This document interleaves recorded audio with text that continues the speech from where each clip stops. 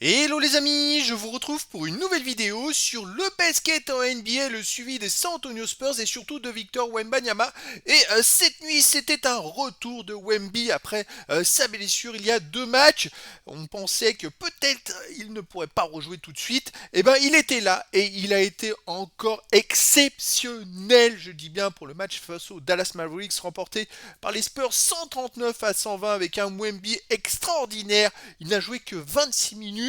Ah ouais, il y avait 20 points d'écart. Alors, comme d'hab, il joue pas les fins de match, hein, tout simplement. Avec 40 points, 13 rebonds, 5 passes décisives, 2 contre, une interception.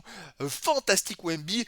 Franchement, il fait des matchs, des prestations de MVP. C'est lui qui influence le plus le jeu en NBA, dû par sa présence en défense, par son jeu aussi en attaque, où il rend les autres plus forts, et puis aussi, c'est des stats en attaque. Je sais qu'il est en concurrence avec Gegeus Alexander, avec Joe Kick, mais c'est des joueurs qui ont un jeu d'influence d'attaque. C'est-à-dire qu'ils influencent sur l'équipe, mais en défense, c'est des joueurs qui n'ont pas un impact sur toute l'équipe adverse. En défense, ils ont l'impact juste sur leurs joueurs personnels. Alors peut-être Jokic sur aussi quelques stratégies, mais Wemby, il a un impact aussi sur toutes les stratégies d'attaque des adversaires. Pas sur son joueur perso, mais sur toutes les équipes, sur tous les joueurs. Et ça, c'est un plus énorme. C'est-à-dire qu'en plus d'impacter en attaque, il est impacté en défense sur l'équipe adverse. Donc voilà, alors dans cette vidéo les amis, comme d'habitude, hein, on va revenir sur les stats des équipes et des joueurs, sur le classement des Spurs dans la conférence Ouest, sur les stats de Wemby en détail sur ce match, avec ses meilleurs perfs sur un match, ses moyennes en saison régulière, ses stats dans l'histoire de la NBA, dans l'histoire des Spurs. Il y a un petit focus à la fin sur le calendrier du dernier match de saison régulière avant les playoffs, puisque les Spurs vont faire les playoffs. Il faudra que je vous prépare des plaquettes, parce que ça va être la première série de matchs pour Wemby. J'ai des plaquettes un peu comme je fais pour les stats de saison régulière, mais c'est vrai que par contre, je suis un peu à la bourre vu que Wemby n'en a pas fait. Je crois que je ne les ai pas mis à jour depuis 2 ou 3 ans. Donc il va falloir que je me mette au travail dessus pour vous proposer quelque chose pour les playoffs. Alors, les stats dans ce match, c'est les Spurs qui ont gagné le premier quart-temps 37-26 plus 11 à la fin du premier quart-temps. Deuxième quart-temps gagné par Dallas 39-31, ce qui faisait plus 8 pour Dallas, qui fait plus 3 à la mi-temps pour les Spurs.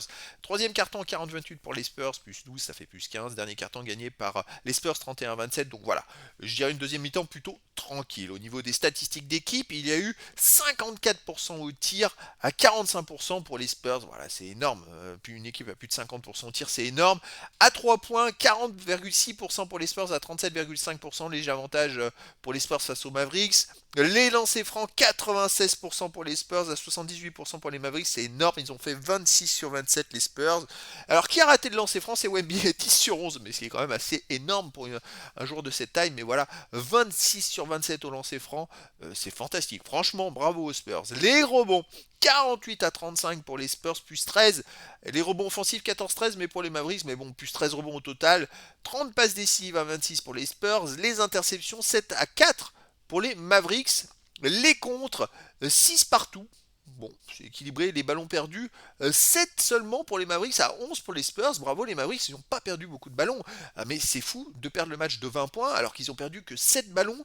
Et c'est juste à l'adresse. Puis après, en même temps, quand Wemby il attaque le panier, allez voir le résumé du match. Il a au moins, je sais pas moi, 6 ou 7 paniers. C'est des highlights à lui tout seul, hein. Il franchit, il part des 3 points et puis il va claquer un dunk. Ou enfin, bon, c'est assez phénoménal. Donc voilà, gros avantage pour les Spurs surtout dans l'adresse. Et c'était plutôt équilibré dans les autres statistiques. Alors les joueurs, côté des Spurs, en l'absence de Castle, hein, qui était mis au repos depuis 2 matchs, c'est pas mal aussi en vue des playoffs de pouvoir reposer certains joueurs. Darren Fox, 18 points, 10 passes décisives, 7 sur 14 au tir, très bon. En 28 minutes, c'est très très bon. 14 points, 7 rebonds pour Julian Champagny avec 5 sur 8 au tir. 13 points pour Dylan Harper qui était titulaire en l'absence de Stephen Castle. En sortie de banc, Harrison Barnes, il met 15 points, il joue 28 minutes. Carter Bryant qui monte en puissance, il est toujours avec ses 12 points, 4 rebonds, 2 passes, 1 contre, il est très complet. En seulement 25 minutes de temps de jeu avec 4 sur 5 au tir, 3 sur 3 à 3 points. Moi, j'aime beaucoup ce joueur. Keldon Johnson, sorti de banc, j'espère qu'il aura un petit trophée de meilleur sixième homme de la saison avec en 24 minutes 17 points, 6 rebonds, dont 2 rebonds offensifs. Il prend beaucoup de rebonds offensifs, 6 sur 13 au tir. Et puis après, bon voilà, Luc Cornette a mis 2 points. Et puis les autres joueurs, il y a eu quelques joueurs qui ont joué un petit peu. Mais bon, les Spurs, c'est très très fort. Côté des Mavericks, Cooper Flag, mais quand même 33 points, 6 rebonds, 5 passes, à 13 sur 25 au tir. Fait un bon match, hein, Cooper Flag, hein, faut quand même le reconnaître. 16 points pour Maxi Christie, 13 points pour Nembhard, 14 points pour Middleton, et sinon en sortie de banc, 12 points pour Poulakidas. Et sinon, il y a aussi un joueur qui a fait des stats White Powell en sortie de banc. Il a mis que 4 points, mais il fait 11 rebonds, 5 passes, 2 interceptions, un compte très complet. 13 points aussi pour Agi Johnson. Allez, le classement des Spurs, eh ben, écoutez, ils sont deuxième hein, et ils vont finir deuxième de la conférence Ouest et en total de la NBA. Les Thunder ont perdu. Donc ils ont maintenant 17 défaites, les Spurs en ont 2 de plus, 19. Puis le troisième, les Nuggets, ils en ont 9 de plus. Il y a un écart monstrueux avec les autres équipes, c'est fou. Il y a deux équipes devant, loin devant tout le monde. Après, côté de l'Est, il y a les Pistons qui sont avec 22 défaites et puis les Celtics deuxième avec 26 défaites. Je précise, les amis, que la conférence Ouest pour moi est plus relevée que la conférence Est. Et comment ça marche pour les matchs? En gros, je dirais que dans les conférences, ils affrontent deux fois plus les équipes qui sont dans la même conférence qu'eux que dans l'autre conférence. En gros, par exemple, les équipes de la conférence Ouest vont affronter, je ne sais pas, j'extrapole, je ne vais pas regarder en détail, deux fois les équipes de la conférence Ouest, de la conférence Est, pardon, et les équipes de la conférence Ouest vont s'affronter en tel quatre fois, deux fois plus. Donc comme le niveau est plus relevé, c'est quand même plus dur d'aller faire des résultats. Et inversement, dans la conférence Est, les équipes s'affrontent donc 4 fois entre elles et vont affronter 2 fois la conférence Ouest. Donc c'est plus facile de faire des stats. Et malgré tout, les Spurs et les Thunder sont devant et les Spurs sont mieux, on va dire mieux que ces équipes-là, puisque les Pistons ont fait quand même 22 défaites. On l'a vu quand ils ont affronté les Spurs, ils se sont fait exploser par les Spurs. Donc et puis Dante Cunningham qui est aussi pressenti pour être dans les MVP, il était bien en dessous quoi. Franchement, et puis il n'y a pas photo. Wemby, avec les Spurs, ils ont joué contre les Thunder, ils ont gagné 4-1 en saison régulière avec la demi-finale de la NBA Cup, et puis ils les ont éteints, quoi, tout simplement. Je plaide pour un Wemby MVP, les amis. Hein. Allez, les stats de Wemby dans ce match, il joue que 26 minutes, mais c'est ce qui est extraordinaire. Il joue pas 35 minutes par match, comme certaines stars qui ont été MVP, lui il joue 26 minutes, il a une moyenne de 29 minutes de moyenne par match, et il a mis 40 points, 14 sur 23 au tir, 2 sur 7 à 3 points, 10 sur 11 en lancer franc, 3 rebonds offensifs, 10 défensifs, 13 rebonds au total, 5 passes décisives, mais oui, ça aussi c'est important, hein. Une interception, 2 comptes, 2 ballons perdus, aucune faute, plus 10 quand il est sur le terrain. Voilà, c'est quand même assez exceptionnel. Allez, on continue les moyennes en saison régulière. Vous voyez, avec 29 minutes de moyenne par match, il est à 25 points. C'est quand même énorme. Ça vaut largement les joueurs qui jouent 35 minutes et qui tournent à 30 points. Hein. Il n'y a pas d'écart. Mais sauf que derrière, il assure aussi 11 rebonds et demi, 3 passes une interception, 3 contre 1. Et c'est le meilleur contreur de la NBA. Mais c'est quand même des stats assez hors normes. Et puis surtout, des résultats. Parce que l'équipe, elle est quasiment, elle est juste à 2 défaites de la meilleure équipe NBA. Donc c'est quand même pas rien. Comme statistique en gros. Hein. Franchement, c'est assez énormissime. Et franchement, c'est dommage que la saison passée, il ait joué que 46 matchs, les amis. Ouais, je le redis, je sais. C'est dommage pour les stats en général, pour ses stats. Alors, les amis, maintenant, Wemby, il est troisième tout seul du classement des meilleurs contreurs de l'histoire de la NBA à 22 ans. Oui, c'est le troisième avec 627 contre, 628 même, je crois. Alors, moi, j'en ai 627 au total. Faudrait que je mette à jour. Il y a peut-être un qui a été enlevé dans les stats, entre les stats qui sont affichés officiels et puis mes stats à moi. Mais je mettrai à jour ça sur la fin de saison, bien évidemment. Et, en tout cas, il est troisième et il a un peu plus de 80 contre de retard sur le deuxième. Maintenant, c'est Shaquille O'Neal pour aller chercher beaucoup plus haut. Et oui, il lui manque les 30 matchs de la saison passée. Avec 30 matchs, avec 3 comptes par match, il était deuxième, hein, les amis, hein, tout simplement. Et après, au-dessus, Josh Smith, c'est quand même beaucoup plus loin. C'est encore 75 de plus que Shaquille O'Neal. C'est 150 contre au-dessus. Donc voilà, c'est un peu plus loin, mais on va voir s'il peut grappiller sur les prochaines années et s'il peut éventuellement réduire son écart avec les premiers pour aller chercher la première place, tout simplement. Là, bon, on rappelle qu'il a que 22 ans.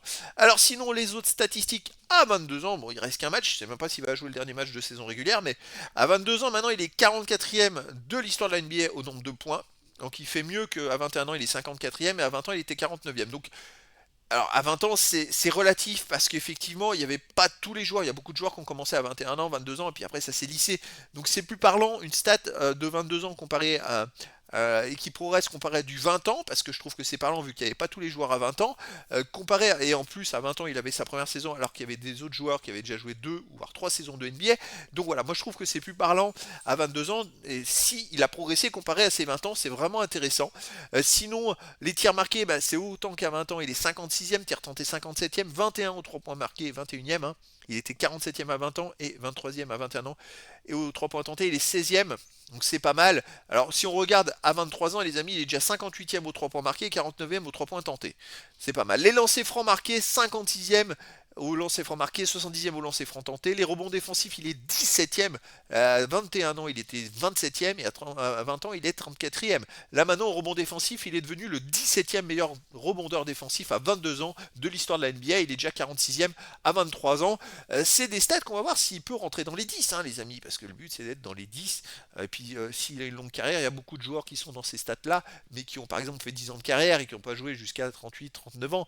Donc on va voir ce que ça va donner si Wemby il peut durer dans le temps aussi. Mais par contre, en termes de minutes, je pense pas. S'il veut durer dans le temps, il jouera que 25-30 minutes par match. Il jouera pas plus. Et c'est comme ça que les Spurs ont construit une super équipe. Parce que, et c'est comme ça, je pense qu'ils peuvent aller chercher des titres. Un, voire plusieurs titres, parce que en faisant en sorte que Wemby joue pas 35 ou 40 minutes par match, déjà ça le préserve physiquement, donc il se blessera moins, et surtout ça fait jouer les autres joueurs, et progresser tout le monde. Et c'est pour ça que les Spurs, ils ont quasiment 8 joueurs, presque 10 joueurs, on va dire 9-10 joueurs, qui pourraient être titulaires dans n'importe quelle équipe en NBA, pratiquement. Donc ça, c'est quand même très très fort, et ça fait que tout le monde a du temps de jeu. Il suffit de regarder les statistiques, même les remplaçants, ils jouent, de Johnson 25 minutes par match, ils jouent quasiment autant que Wemby qui est titulaire. Et ça, c'est top, parce que tout le monde a son petit bout de gâteau, parce que c'est vrai que quand il y a des stars, souvent les autres ils ont un peu moins, et c'est dur de garder de la confiance. Ça permet à tous les joueurs de garder de la confiance, et c'est pour ça que ça marche aussi bien depuis 3 mois et qu'ils explosent leurs adversaires quasiment tous les matchs. Je crois qu'ils ont gagné 27 de leurs 29 derniers matchs, un truc comme ça. Et en plus, dans les 27 victoires, ils ont fait, je sais pas, 15 victoires de moins 20 points. Donc c'est quand même assez exceptionnel. Alors revenons sur les stats de Wemby. Sinon, le total rebond, il est à 22 ans, il est au total rebond 30e de l'histoire. Il était 43e à 21 ans, 41e à 20 ans. Donc 30e de l'histoire à 22 ans, c'est quand même pas mal. Alors c'est pas une spécialité, il laisse prendre ses copains de prendre des rebonds. Hein. C'est pas un Dennis Rodman qui va aller sauter sur tous les rebonds. C'est comme ça se présente. Mais voilà, s'il est régulier là-dessus, ça peut être intéressant. Les passes décisives, bon, il est 103e, interception 123e. Puis après, bon, c'est d'autres stats un peu moins intéressantes. À 23 ans, c'est là où on va se projeter, justement. Il est 117e meilleur marqueur de l'histoire. Mais je remettrai les stats parce qu'il va peut-être perdre quelques places s'il y a d'autres joueurs qui s'insèrent dedans, hein, qui ont déjà les 23 ans. Ou voilà, ça peut faire varier un petit peu les places. C'est pas figé parce que quand je mets les stats dans l'histoire de la NBA, les amis, je mets ces stats à lui dans une base de données qui est arrêtée à la saison passée, mais ça inclut pas toutes les stats de tous les joueurs de cette saison. Et il y a peut-être des joueurs à 23 ans qui vont lui passer devant, tout simplement. Donc voilà, mais en fin de saison, je le mettrai à jour, comme ça on aura vraiment la stat arrêtée. Voilà, elle est pareil, là à 22 ans, il y a peut-être un ou deux joueurs, je pense pas au contre, hein, les amis, mais il y a peut-être un ou deux joueurs qui fait des super stats et qui peuvent lui prendre une ou deux places, qui ont aussi 22 ans, et que je n'insère pas dans cette base générale de statistiques. Il y a vraiment le contre où, il y a une certitude totale, hein, les contres, vous voyez, il est maintenant 3e de l'histoire, à 21 ans il était 5e, et à 20 ans il était 8e, donc c'est quand même pas rien. Il aurait commencé à 19 ans, les amis, franchement, ça aurait été un truc de fou. Là il aurait été dans les 5 premiers de beaucoup de statistiques avec un an de plus, hein, franchement. Et puis avec aussi ses 35 matchs de la saison passée qu'il n'a pas pu faire. Allez, dans l'histoire des Spurs, les amis, on a du Wemby là qui progresse. Hein. Il est plus qu'à 166 points du record de Tony Parker à 22 ans des San Antonio Spurs. Il lui manque 166 points. C'est dommage qu'il lui manquait pas grand chose cette saison. Il a manqué une quinzaine de matchs, je sais, un peu plus, mais je sais pas, ça aurait pu, s'il avait manqué que 10 matchs. Avec 10 matchs dans les jambes en plus, peut-être qu'il pouvait dépasser Tony Parker, mais c'est comme ça. Hein. On va espérer que la saison prochaine, il le dépasse tout simplement. Sinon, il lui manque aussi 202 tirs marqués. Bon, il a progressé. L'année passée, il était à 214 du premier. Maintenant, il est plus qu'à 202. C'est quand même pas mal.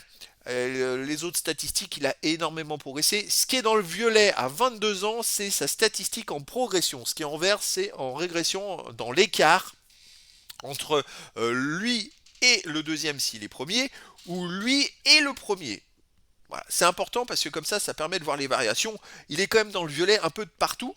Et en rebond offensif, il n'est pas dans le violet. Il est à 24. L'année passée, il était à 172 rebonds offensifs du premier de Joan Blair. Là, il est à 196, il est un peu plus loin.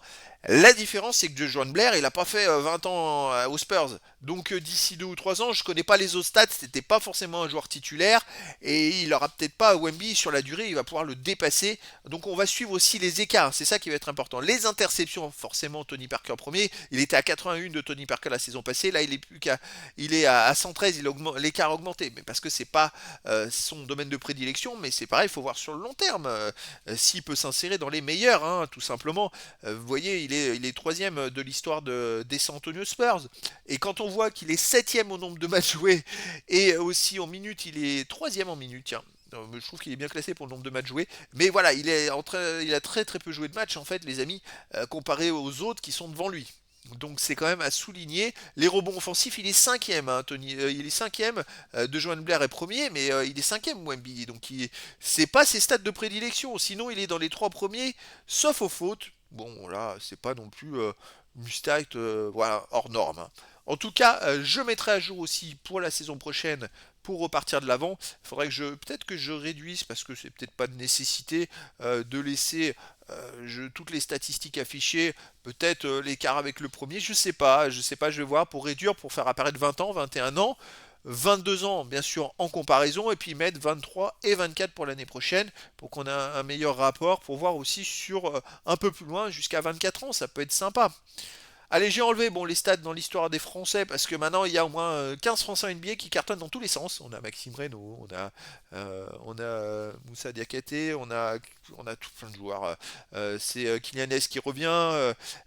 Franchement, ça fait plaisir de voir autant de joueurs en NBA. Il y en a que je connaissais même pas spécialement et qui marquent des points. Franchement, ça fait plaisir. Koulibaly pour Washington avec Sarr. Enfin, donc ouais, ça deviendrait compliqué de mettre toutes les stats à jour parce que ça fait beaucoup, beaucoup, beaucoup. Et surtout, comme il y en a beaucoup en même temps, ça va faire augmenter les variations et c'est plus compliqué moi d'insérer ça dans des bases. C'est-à-dire qu'il faudrait que j'insère toutes les stats de toutes les équipes à chaque fois, parce qu'il y a des Français dans toutes les équipes quasiment. Et ça serait dur de pouvoir proposer des stats. Donc bon, c'est pas non plus les plus parlantes. Ce qui compte, c'est l'histoire des Spurs, l'histoire de la NBA. Allez, prochaine rencontre. Bon là, il y a toujours une page de trophées, hein, les amis. Je me note comme ça des points où des fois on peut revenir dessus, hein. C'est ses meilleurs perfs, mais joueur de la semaine à l'Ouest, saison 2025-2026. Je crois que j'ai même pas rajouté qu'il était joueur de la conférence Ouest au mois de mars, il me semble. Voilà, j'ai mis ça, c'est des sortes de pense-bêtes un petit peu pour voir ces trophées. Alors, prochain match des San Antonio Spurs, ce sera le dernier match de saison régulière le 13 avril à 2h30 heure française du matin. Et les Spurs vont recevoir les Nuggets. Alors, faut s'attendre à avant les playoffs, ils vont pas tous jouer, hein. Les Spurs, donc c'est 62 victoires, 19 défaites, 32 victoires, 7 défaites à la maison. Les Nuggets, 53 victoires, 28 défaites et à l'extérieur 25 victoires, 15 défaites.